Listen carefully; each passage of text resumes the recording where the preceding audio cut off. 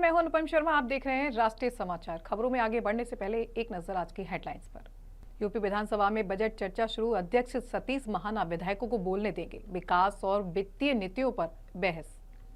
भाई वीरेंद्र की आरक्षण 85% करने की मांग। 9वीं अनुसूची में शामिल करने का सुझाव। यूजीसी कानून लागू करने की बात। यूपी बोर्ड परीक्षा 2026 की बैठक तैयारी। नकलविहीन परीक्षा, सीसीटीवी और कक्ष निरीक्षक तैनात। सुरक्षा कड़े इंतजाम। गिरिराज सिंह ने हाफ एनकाउंटर की जांच मांगी। मोटरसाइकिल चोरी घटनाओं पर चिंता, प्रशासन को सख्त कार्रवाई का निर्देश। विधानमंडल के बजट सत्र की शुरुआत आज से हो रही है, जिसमें विधानसभा और विधान परिषद दोनों ही सदनों में वित्तीय वर्ष 2026-27 के लिए प्रस्तावित बजट पर व्यापक चर्चा होगी। इस सत्र में सरकार द्वारा पेश किए गए बजट के हर पहलू पर विचार विमर्श किया जाएगा, जिसमें विकास योजनाओं, वित्तीय प्रावधानों, कर नीतियों, जन कल्याणकारी योजनाओं और राज्य की आर्थिक रणनीतियों पर विस्तार से बहस होने की संभावना बताई जा रही है। विधानसभा अध्यक्ष सतीश महाना ने सदन में पहले विधायकों को बजट पर बोलने का अवसर दिया और उसके बाद प्रस्तावित वित्तीय प्रावधानों और योजनाओं पर विधायकों के विचार और सुझाव दर्ज किए जाएंगे। इस बजट सत्र में सभी प्रमुख विभागों और मंत्रालयों के प्रतिनिधि भी उपस्थित रहेंगे, ताकि सांसदों के सवालों और बहसों को त्वरित और स्पष्ट जवाब दिया जा सके। विपक्षी दलों की रणनीतियों और उनकी ओर से उठाए जाने वाले सवालों पर भी सभी की नजर रहेगी, क्योंकि यह सत्र राजनीतिक और आर्थिक दोनों दृष्टियों से अत्यंत महत्वपूर्ण माना जा रहा है। इस दौरान राज्य की जनता और मीडिया की निगाहें सदन में हो रहे निर्णयों और बहसों पर बनी रहेंगी, क्योंकि बजट का प्रभाव सीधे राज्य के नागरिक के जीवन, विकास और कल्याण से जुड़ा हुआ है। देखिए, आज 4 दिन की बजट के ऊपर चर्चा है। देश का बजट जन कल्याण के लिए सरकार ने किया है। सभी सदस्यों से उस बजट के माध्यम से उनके क्षेत्र की, उनके जिले की, प्रदेश में उस बजट को कैसे उपयोग करने के लिए सुझाव आने के। मुझे लगता है कि बजट एक ऐसा विषय होता है जिसके ऊपर आपने बगल में लगाओ राज्यपाल के भाषण के ऊपर बोलना अधिकार। लेकिन मैं सभी सदस्यों से कहूँगा कि बात करें, विकास की बात करें, शहर के विकास और प्रदेश के विकास में जो उनका योगदान, उसका सुझाव सार्थकता भी पूरी होगी और विधायकों को विधानसभा भी सार्थकता। ठीक है सर, थैंक यू सर। विधानसभा की कार्रवाई शुरू होने से पहले लोक जनशक्ति पार्टी रामविलास के विधायकों ने राष्ट्रीय जनता दल के खिलाफ नारेबाजी की और कहा कि राष्ट्रीय जनता दल ने हमेशा से दलितों का अपमान किया है। हमारे पार्टी के संस्थापक स्वर्गीय रामविलास पासवान को बेचारा जैसा शब्द कहकर उन्होंने संबोधित किया। उनको माफी मांगनी होगी, तभी हम लोग चुप बैठेंगे। वहीं राष्ट्रीय जनता दल के विधायक भाई वीरेंद्र ने आरक्षण के मुद्दे को लेकर कहा कि सरकार को आरक्षण बढ़ाना होगा, 85% तक और 9वीं अनुसूची में शामिल करना होगा। इसी के साथ साथ कहा कि यूजीसी कानून लागू करना ही होगा। आरक्षण और यूजीसी बिल लेकर हम लोग सदन में हंगामा करेंगे और सरकार से मांग करेंगे कि यूजीसी बिल लागू होना चाहिए बिल, और जो 85% आरक्षण पिछड़ों और दलितों को देना होगा और 9वीं अनुसूची में शामिल करना होगा। एकदम आरक्षण और यूजीसी। जिस तरह से आरजेडी के लोगों का दलित का अपमान जिस तरह से लोग कर रहे हैं, दलित और निश्चित तौर पर भर्त्सना के योग्य है। तेजस्वी यादव को सदन में माफी मांगनी चाहिए।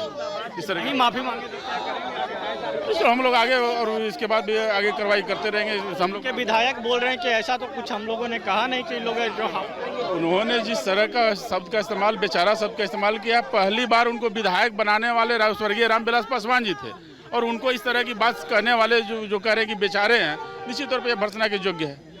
तमाम विधायक जो हैं विरोध करते नजर आ रहे हैं। तमाम तस्वीर जो दिखा रहे हैं आपको, तमाम जो विधायक हाथ में लेकर, तख्ती लेकर जो है विरोध करते नजर आ रहे हैं। सदन की कार्रवाई जो शुरू होने से पहले जो यह विधायकों का जो है प्रदर्शन देखने को मिला, और ऐसे में देखने वाली बात होगी कि क्या जो है राष्ट्रीय जनता दल की ओर से क्या माफी मांगा जाता है या नहीं।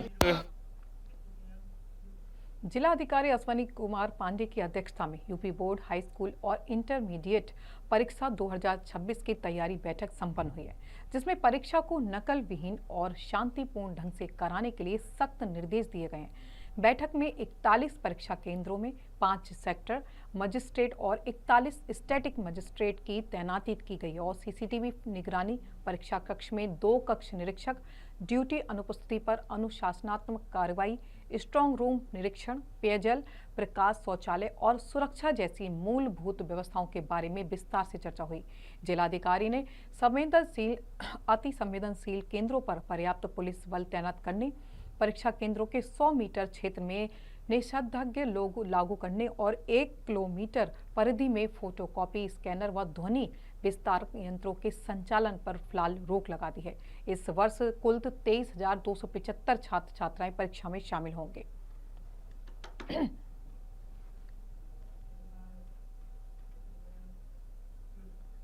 केंद्रीय मंत्री गिरिराज सिंह ने मधुबनी के सर्किट हाउस में प्रेस से बातचीत में कहा कि मधुबनी पुलिस द्वारा एक अपराधी को हाफ एनकाउंटर किया गया है, जिसकी पूरी गहराई से जांच होनी चाहिए। उन्होंने यह भी जताया कि हिंदुओं की मोटरसाइकिल छीनने की घटनाएं लगातार बढ़ती जा रही हैं और प्रशासन को इस मामले में सख्त कार्रवाई करनी चाहिए।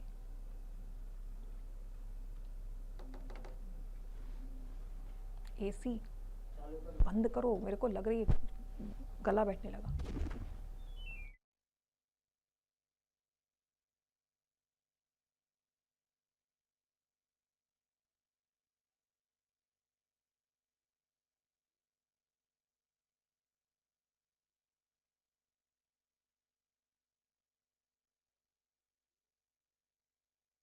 ने बेचारा शब्द का प्रयोग किया है।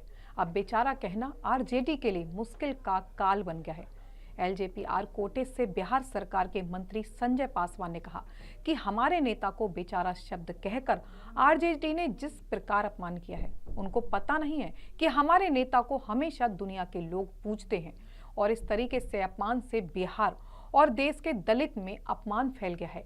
सदन में राजद के लोग माफी मांगे, नहीं तो हम लोग चुप नहीं बैठेंगे।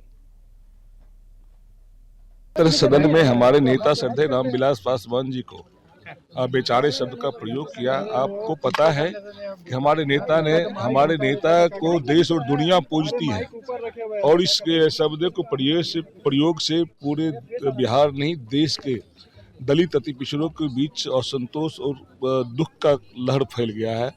हम लोग विरोध जता रहे हैं और सदन में क्षमा मांगनी पड़ेगी। तो कह रहे हैं विपक्ष की ऐसा कोई बात नहीं, जानबूझ के ये लोग इस तरह से। हम जानबूझ के करेंगे। ये लोग क्यों सदन से बाहर हो जाते हैं? सदन चलने नहीं देते, सदन से बाहर हो जाते हैं। विकास की बातें अच्छी नहीं लगती है इन लोगों को। ये लोग विकास विरोधी है, दलित विरोधी हैं।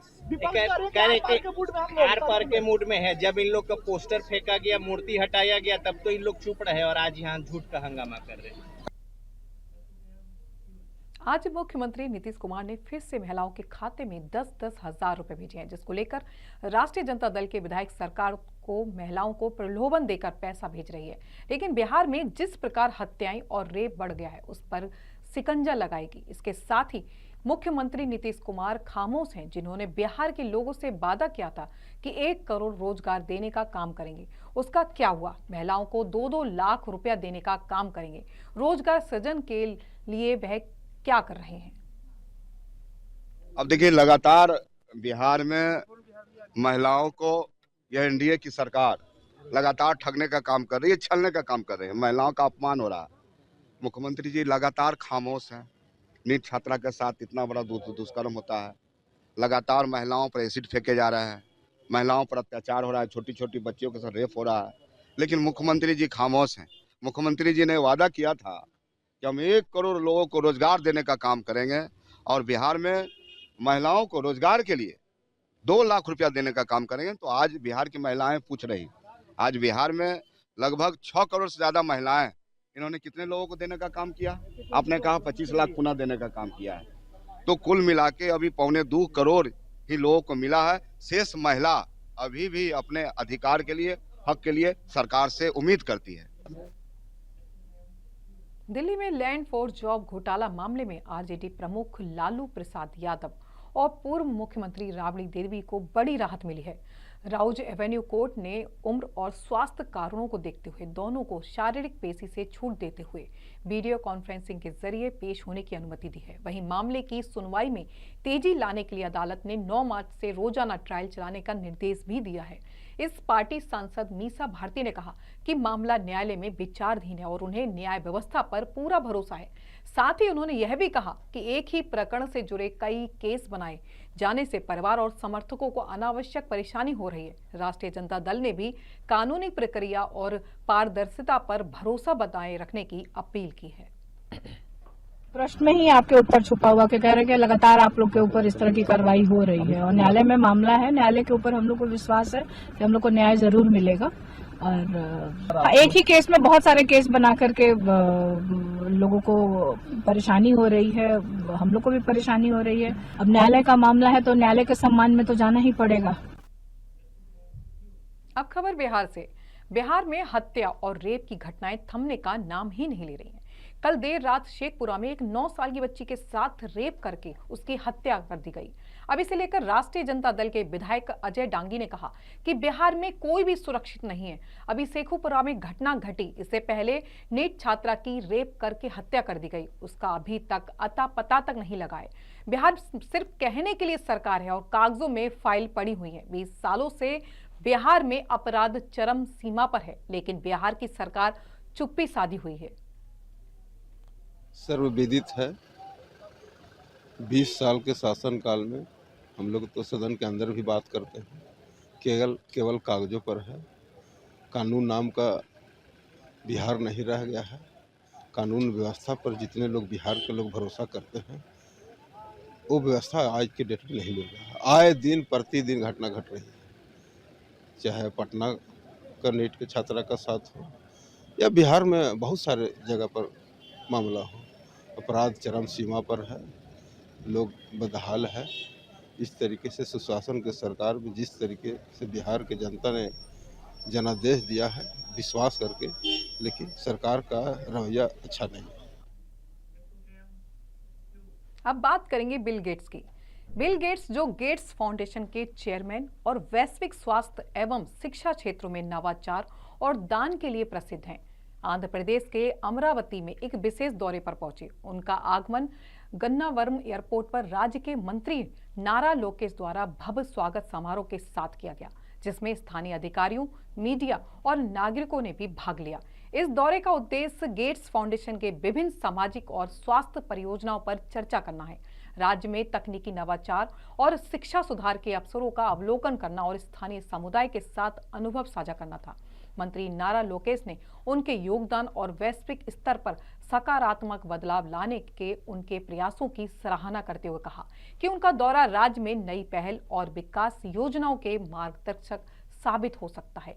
इस अवसर पर दोनों पक्षों ने स्वास्थ्य, शिक्षा और सतत विकास के क्षेत्रों में सहयोग बढ़ाने के लिए आने वाली परियोजनाओं और संभावित साझेदारियों पर भी विचार विमर्श किया। साथ ही स्थानीय मीडिया ने इस ऐतिहासिक दौरे की व्यापक कवरेज की, जिससे राज्य और देश भर में उनके योगदान और दौरे की महत्वता को उजागर किया गया। इस प्रकार बिल गेट्स का अमरावती दौरा केवल स्वागत समारोह का सीमित नहीं रहा, बल्कि यह सामाजिक, शैक्षिक और विकासशील परियोजनाओं में सहयोग को मजबूत करने वाला एक महत्वपूर्ण कदम माना जा रहा है।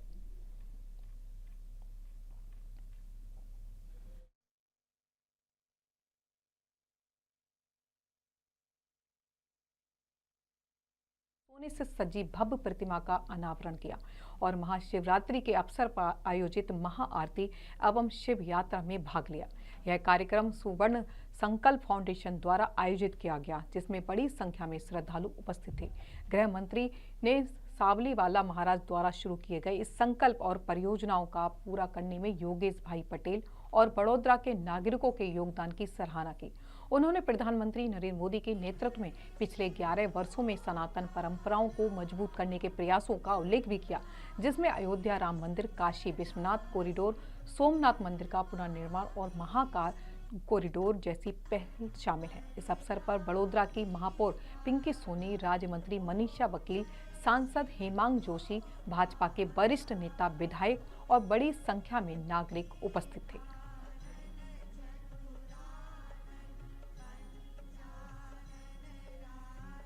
भारत ने पाकिस्तान को 61 रन से हराकर लगातार तीसरी जीत दर्ज की है और सुपर 8 में जगह पक्की कर ली है। कोलंबो के आर प्रेमादास स्टेडियम में खेले गए इस हाई वोल्टेज मुकाबले में युवा बल्लेबाज ईशान किशन की तूफानी अर्धशतकीय पारी ने भारत की पारी मजबूत की और निर्धारित 20 ओवर में टीम ने 7 विकेट पर 175 रन बनाए।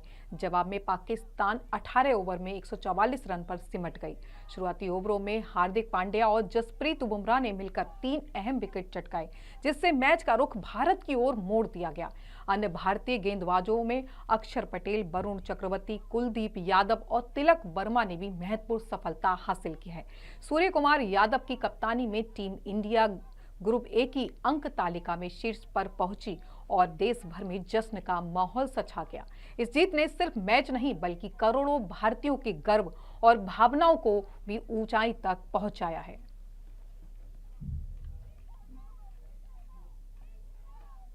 भारत पाक टी20 मुकाबले में लखनऊ में भारत ने शानदार जीत दर्ज की। भारतीय गेंदबाजों के दबदबे के बीच पाकिस्तान 144 रन पर ऑल आउट हुआ।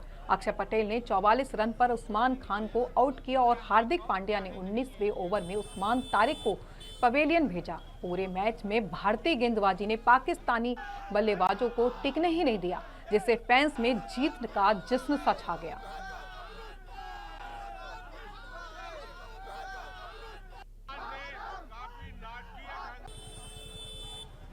लखनऊ में आज बजट को लेकर अहम चर्चा होने जा रही है। सरकार का कहना है वह पूरी तरह से तैयार है और हर मुद्दे पर विचार विमर्श कर रही है, लेकिन विपक्ष का रुख अब तक स्पष्ट ही नजर नहीं आ रहा। सदन में आज तीखी बहस होने के आसार हैं, जहां विकास योजनाओं, वित्तीय प्रावधानों और जन कल्याणकारी घोषणाओं पर सवाल जवाब होंगे। इसी बीच महाराष्ट्र में हाल ही में हुए विधानसभा चुनावों के बाद एक विवाद सामने आया है। बताया जा रहा है कि जीत के जश्न के दौरान एक महिला ने टीपू सुल्तान की तस्वीर लगाकर उनका महिमा मंडन किया, जिसे लेकर राजनीतिक बयानबाजी तेज हो गई है। कई नेताओं का कहना है कि ऐसी सोच का भारत की धरती पर कोई स्थान ही नहीं है, जबकि विपक्ष इसे व्यक्तिगत अभिव्यक्ति का मामला बता रहा है। कुल मिलाकर आज का दिन राजनीतिक रूप से काफी गर्म होने वाला है। तो बजट पे चर्चा होती है और बजट पे चर्चा करने के लिए हम लोग तो विस्तार से चर्चा करेंगे ही, लेकिन नकारात्मक सोच के साथ विपक्ष की जो भूमिका है वह निंदनीय है और इससे प्रगति का जो पथ है उत्तर प्रदेश का वह उनसे देखा नहीं जा रहा है। इसलिए विपक्ष के दल जब चुनाव होते हैं तो दुर्गति को प्राप्त। महाराष्ट्र में सर जो अभी चुनाव लोकल बॉडी चुनाव जीत के आई एक महिला ने टीपू सुल्तान का महिमा मंडन करते उनकी तस्वीर लगाई और भारत के किसी भी महापुरुष को उन्होंने वहां पर किसी को नहीं रखा। देखिए, इस प्रकार की सोच को भारत की धरती पर कोई स्थान नहीं है। जो इस प्रकार की मानसिकता से ग्रस्त हैं उनका इलाज जनता ही करती है, चुनाव में करती है और इस सब के पीछे कांग्रेस होती है, माईएम होती है और जो हिंदू विरोधी राजनीति, भारत विरोधी राजनीति करने वाले हैं ऐसे दल होते। महाराष्ट्र के अमरावती में कठोरा नाका क्षेत्र में सोने के व्यापारी से हाई लूट की वारदात का खुलासा करते हुए अमरावती शहर अपराध शाखा ने महज 48 घंटे में 7 आरोपियों को गिरफ्तार कर लिया है। पुलिस ने आरोपियों के कब्जे से लगभग 1 करोड़ 10 लाख रुपए का माल जब्त कर लिया है। गिरफ्तार किए गए सभी आरोपी अमरावती शहर के ही निवासी बताए जा रहे हैं, जिनमें से कुछ उच्च शिक्षित बताए जा रहे हैं। जानकारी के अनुसार सोना व्यापारी अपनी 2 पहिया वाहन से सोना और नकदी लेकर जा रहा था। इसी दौरान आरोपियों ने एक 4 पहिया वाहन से उसका पीछा किया, सुनसान स्थान पर उसे रोककर जान से मारने की धमकी दी और 700 ग्राम सोना तथा 1,19,000 रुपए नकद लूट लिए। इस घटना से शहर में हड़कंप सा मच गया है। घटना की गंभीरता को देखते हुए अपराध शाखा ने तुरंत जांच शुरू की है। सीसीटीवी फुटेज, तकनीकी विश्लेषण और गोपनीय सूचनाओं के आधार पर आरोपियों की पहचान की गई है। गाड़गे नगर डीबी प्रमुख भारत वानखड़े के नेतृत्व में पुलिस टीम ने प्रमुख साजिशकर्ता सहित सभी 7 आरोपियों को गिरफ्तार कर लिया है। आरोपियों से 700 ग्राम सोना, 1,19,000 रुपए नकद और वारदात में प्रयुक्त वाहन जब्त कर लिया गया है। कुल जब्त माल की कीमत लगभग 1 करोड़ 10 लाख रुपए बताई जा रही है।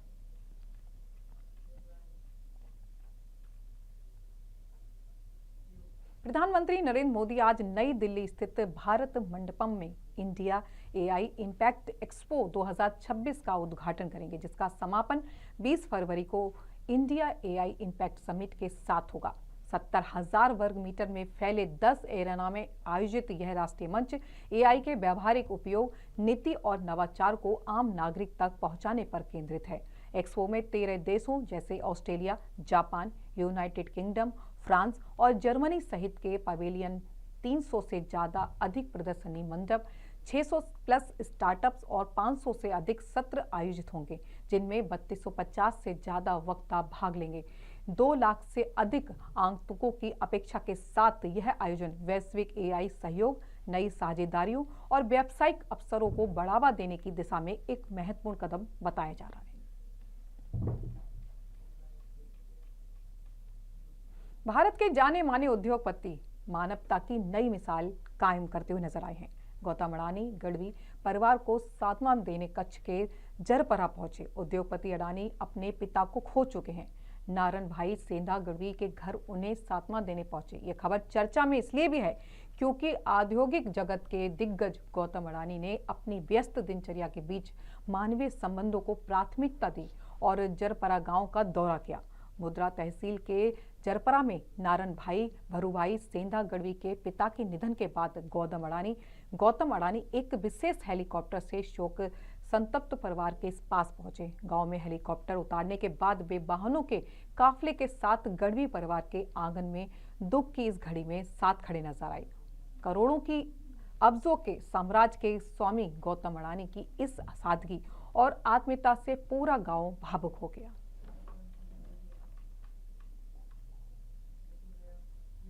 दार्जिलिंग के मशहूर दार्जिलिंग हिमालयन रेलवे में पहली बार किसी महिला को टिकट कलेक्टर की जिम्मेदारी मिली है।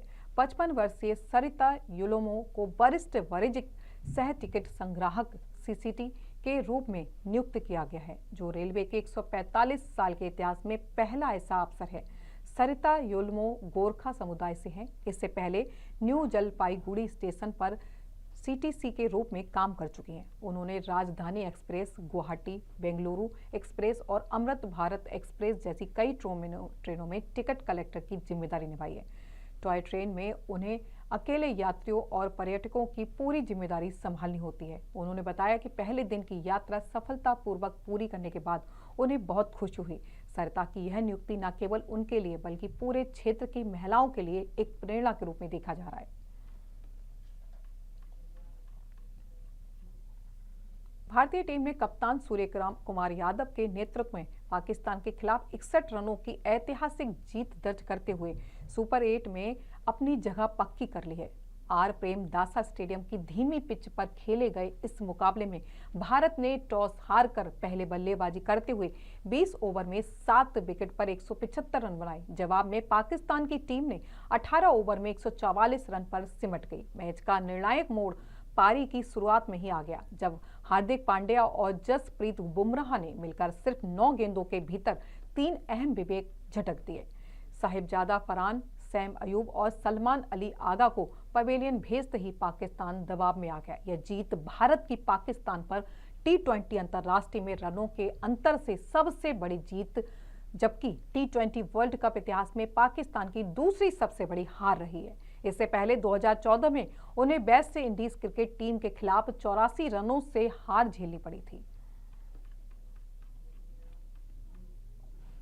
महाशिवरात्रि के पावन अवसर पर जहां पूरा देश श्रद्धा और भक्ति में डूबा था, वहीं सूरत में जश्न का माहौल दोगुना हो गया जब भारत ने पाकिस्तान के खिलाफ शानदार जीत दर्ज की। शहर के ऐतिहासिक भागल इलाके में क्रिकेट प्रेमियों का जन सैलाब उमड़ा।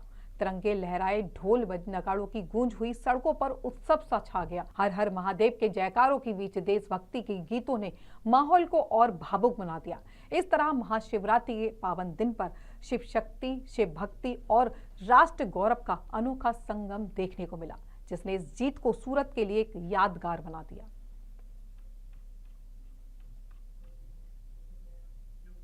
खबरों का सिलसिला चलता रहेगा। मिलते हैं छोटे से ब्रेक के बाद, तब तक के लिए नमस्कार। We'll be right back.